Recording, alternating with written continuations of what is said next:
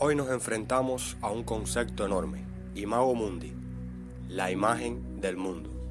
Vamos a desenterrar la historia de cómo los humanos desde una cueva o un palacio hemos dibujado lo que creíamos que era el mundo. Pero empecemos por el principio. Imago Mundi es latín.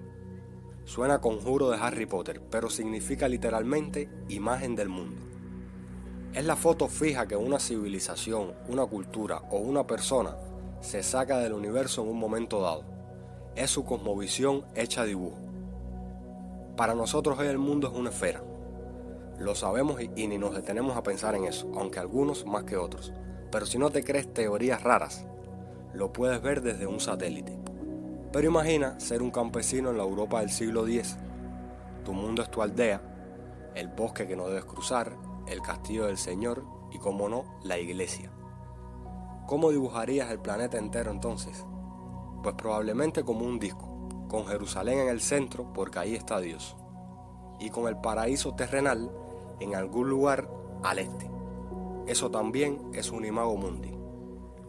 Y aquí ya entramos con el condimento que le da el sabor a la geografía, es decir, la política. Porque el que tiene el poder impone su imagen del mundo. Si el rey dice que su reino es el centro de la tierra, el mapa lo pondrá en el centro de la tierra. Si la iglesia dice que la salvación está al este, el mapa pondrá el este arriba. La geografía no suele ser inocente y ha sido utilizada infinidad de veces como una declaración de intenciones. Para entender esto, vamos a ir un momento a la antigua Babilonia, hace casi 3000 años. Y nos encontramos con una tablilla de barro más pequeña que un folio, llena de rayitas que llamamos escritura cuneiforme. Esta tablilla, llamada Imago Mundi, es considerada uno de los mapas más antiguos del mundo, que por cierto hasta hace nada estaba olvidada en una caja, pero un experto del Museo Británico, el Dr. Irving Finkel, la ha descifrado y la historia que cuenta es alucinante. El mapa es un círculo y en el centro, como no podía ser de otra forma, está Mesopotamia, con el río Éufrates atravesándola.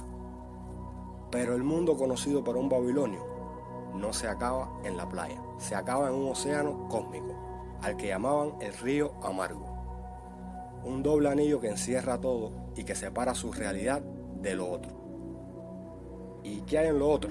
Bueno, el mapa no solo dibujaba geografía, dibujaba miedo y maravilla también.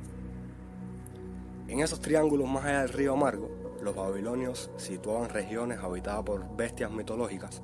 Hablamos de hombres escorpión, serpientes marinas, toros con cabezas humanas.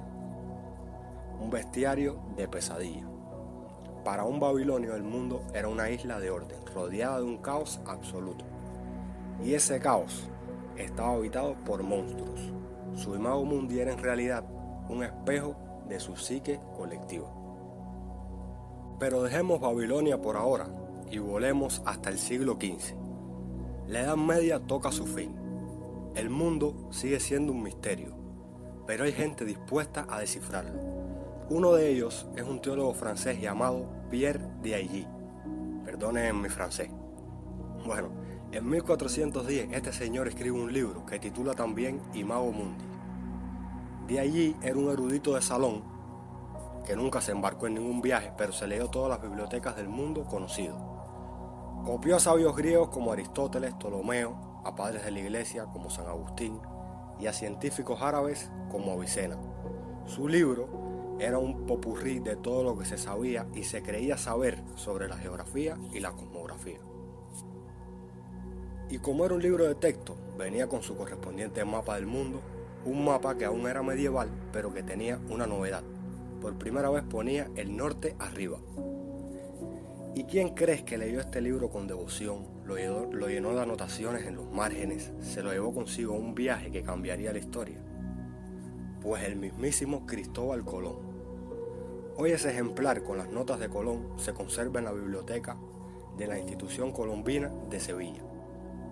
Y es una joyita porque gracias a de allí, Colón se convenció de que el mundo no era tan grande como creían algunos.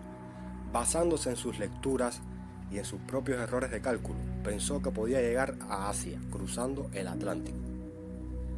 La Imago Mundi de Pierre de Allí fue literalmente el GPS de Colón hacia lo que terminó siendo América. Y en lo personal me parece bastante curioso que una imagen del mundo, creada por un tipo que nunca salió de su estudio, terminó en las manos de otro tipo que se lanzó al vacío. Y ese viaje reventó por completo la Imago Mundi europea. De repente ya no valía el mapa con Jerusalén en el centro. Había un nuevo continente, nueva gente, nuevas bestias, reales esta vez. Hubo que volver a dibujar todo, y ese nuevo dibujo, el de la conquista y la colonización, fue el más polémico y político de todos. Y así llegamos a nuestro último punto. La Imago Mundi no es algo del pasado, la seguimos creando cada día. Cada vez que abrimos Google Maps vemos una Imago Mundi del siglo XXI. ¿Pero es neutral? Pues no, para nada. Un mapa no solo muestra territorio, muestra relaciones de poder. Porque durante siglos los mapas ponían a Europa en el centro y con un tamaño descomunal, porque Europa era el centro de poder económico y militar. Y esto se llamó imperialismo cartográfico. Al mirar el mapa, un niño europeo aprendía que su continente era el ombligo del mundo. Y la famosa proyección de Mercator, que es la que usamos en los colegios a día de hoy, que es genial para navegar, sí, pero agranda Europa y América del Norte y empequeñece África y América del Sur. Groenlandia parece del tamaño de África, cuando en realidad es 14 veces más pequeña. ¿Y qué me dices de los nombres Próximo Oriente u Oriente Medio? ¿Oriente respecto a qué? Pues respecto a Londres o París. Es una visión eurocéntrica. Es como si el mundo tuviera un allí y un ahí definido por las antiguas potencias coloniales. Y bueno, hemos viajado desde los monstruos de Babilonia, pasando por los teólogos medievales que inspiraron a Colón, hasta los píxeles de Google. Y en todos los casos, la Imago Mundi ha sido lo mismo, un autorretrato de la humanidad. Dibujamos el mundo para entenderlo, pero también para dominarlo. Para ponerle límites a lo desconocido y para justificar nuestras conquistas. Cada línea en un mapa es una historia, una batalla y una creencia. Así que la próxima vez que mires un mapa, ya sea en un libro o en un móvil, pregúntate, ¿quién dibujó esto? ¿Por qué lo dibujó así? ¿A quién beneficia esta imagen del mundo? Porque como hemos visto, la geografía no es solo la ciencia de los lugares, es la ciencia de las historias que nos contamos para saber quiénes somos. Y hasta aquí el episodio de hoy. Suscríbete para no perderte ningún episodio. También me puedes dejar un comentario contándome qué te ha parecido el episodio de hoy.